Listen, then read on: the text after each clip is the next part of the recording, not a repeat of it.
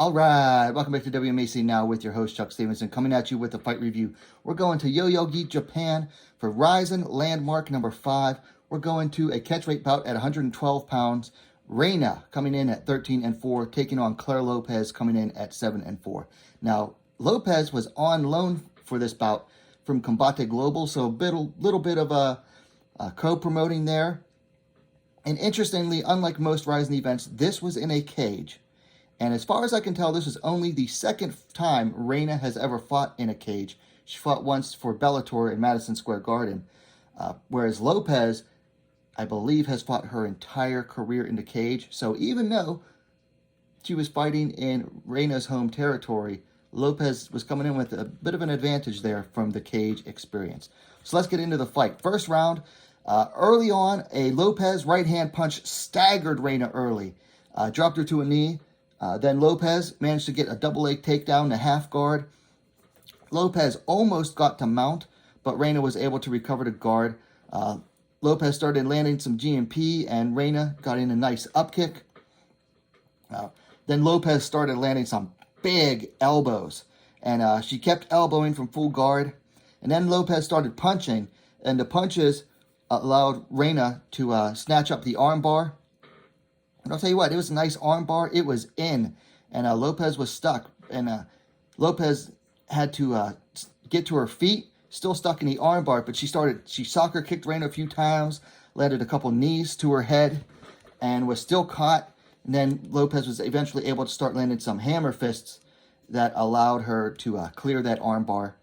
And then we had more heavy ground and pound from Lopez to finish the round. So strong start to the fight for Claire Lopez. And started the second round, Rena had a mouse underneath her right eye, and she had a nice mouse, some swelling on her forehead. Both fighters attacked the head and body with punches early. Rena was working some calf kicks. Lopez got a double leg to Rena's guard and got some GMP. And then Lopez tried to clear the guard by going underneath the legs and put her arm out. And she actually trapped herself in a Rena triangle attempt, but she kept, pounding.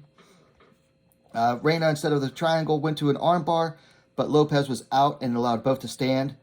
And here, Rena started to take over the fight here.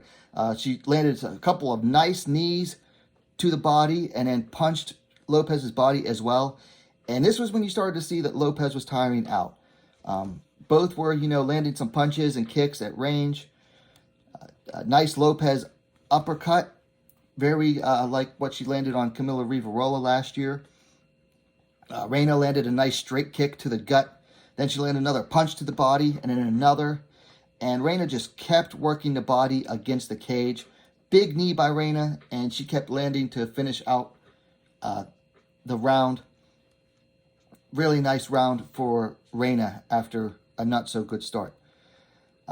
Start of the third round, both fighters were showing damage, and both started throwing plenty of kicks, although Lopez was more boxing heavy. Rena attacked the body again to start off in the third round, landed a nice 1-2, and Lopez, she was looking tired. Her first initial takedown attempt wasn't very good, and it got stuffed. And then some Rena low kicks hurt Lopez, and she was looking, hurt and tired. Nice uppercut to a jab by Lopez. She does that combination really well. Rena landed another straight kick to the body, followed by some punches, and then a big Rena low kick. And Rena continued to land the better strikes at range. But Lopez drove her forward to clinch against the cage, dropped for the double leg takedown, got to take down the half guard. And then to watch it, I had to watch this 3 times. Lopez used her legs to trap Rena's right leg and then grabbed under Rena's left leg with her hand and basically using her legs and pressuring off her shoulder off of Rena's hip elicited a knee bar tap. It was truly a sight to see. So the winner, Claire Lopez via submission due to a knee bar, and I've been told that specifically this is known as the dog bar at 4:21 of round 3. And let me tell you something. What a fight. I was so looking forward to this fight because I like both of these fighters. And this one delivered. You know, Lopez had a dominant first round. Rena took over in the second, continued to control the fight in the third, but then Lopez got that takedown and got that come from behind sub. Had less than just under 40 seconds to left. And it was just an awesome fight. And that submission that Lopez landed, which, not like a reverse knee bar, but the positioning that she got the knee bar in was kind of reversed. Because normally when people are going for a knee bar, they have their head at their opponent's ankle, whereas this time Lopez's head was at her hips, and her feet really controlled, torqued the knee. That submission was fast. From the takedown to the tap was roughly 15 seconds. And you really have to watch the replay in slow-mo to understand what was going on with it. And but let me talk about Rena for a second. Listen, nobody attacks the body like Rena. I mean, nobody attacks the body like her. And testament to Lopez's fortitude for lasting the way she did, because Rena landed multiple punches and multiple kicks to the body, and Rena has finished fighters with strikes to the body before. And Lopez took them all, kept going, survived, and got that finish. So testament to Claire Lopez for absorbing those shots the way she did. But man, Rena is the master of body strikes in the women's divisions. And, you know, staying with Rena, if that sub hadn't happened, she likely would have won the fight. Lopez did have that really strong first round, but Rena took over in the second and third. And even though RIZIN doesn't score by round, I think she would have won the decision anyway. Back to Claire Lopez, though. Listen, Claire Lopez, this is her biggest fight of her career. And she has options now. You know, she's already a top fighter in Combate, but now she just beat a big name in RIZIN in Japan. Her name's on the radar now. You know, she's been skating under the radar just because of fighting in Combate, which doesn't have, you know, the glamour and the eyes on it that other promotions do. But people are definitely know her name now. She has options, and it's great. As someone who's been following her career now for a little while, and has been talked about her in the past, it's nice to see. Her hard work is paying off. So let's talk things to work on for Lopez. She needs to work on her cardio. I mean, granted, hey, she was doing okay, and while that body work from Rena certainly didn't help, you know, she's always been used to finishing in the first round. She's mostly been like a one-round fighter, but she needs to build up that endurance against, you know, top fighters.